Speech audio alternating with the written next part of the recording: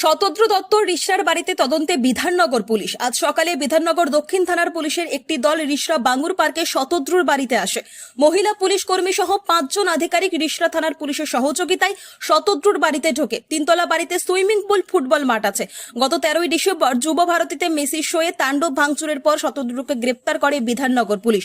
শতদ্রুর বিরুদ্ধে অভিযোগ আয়োজন সংস্থা হিসেবে যুব ভারতীতে বিশৃঙ্খলার দায় তার। ইতিমধ্যে এই ঘটনায় পদক্ষেপ করেছে রাজ্য সরকার। রাজ্য পুলিশের ডিজি সহ একাধিক পুলিশ আধিকারিককে শোকজ করার পাশাপাশি ক্রীড়ামন্ত্রী অরূপ বিশ্বাসের পদত্যাগ গ্রহণ করেছেন মুখ্যমন্ত্রী। শতদ্রু দত্তকে হেফাজতে নিয়ে তদন্ত চালাচ্ছে পুলিশ। আজ প্রথমে বিধাননগর পুলিশের দলটি রিষড়া থানায় আসে। সেখান থেকে বাঙ্গুর পার্কে যায়। শতদ্রুর বাড়িতে একমাত্র পরিচারিকা ছাড়া কেউ নেই।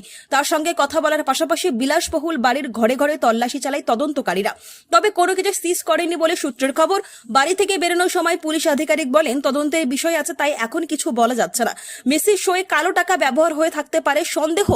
বিধাননগর দক্ষিণ থানার রাজ্য যুব ভারতী কাণ্ডে পুলিশের পক্ষ থেকে 2টি এফআইআর করা হয়েছে। সেই এফআইআর এর ভিত্তিতে ইডি, ইসিআররা দায়ের করে কালো টাকার উৎস সন্ধানে তদন্ত করবে বলে খবর।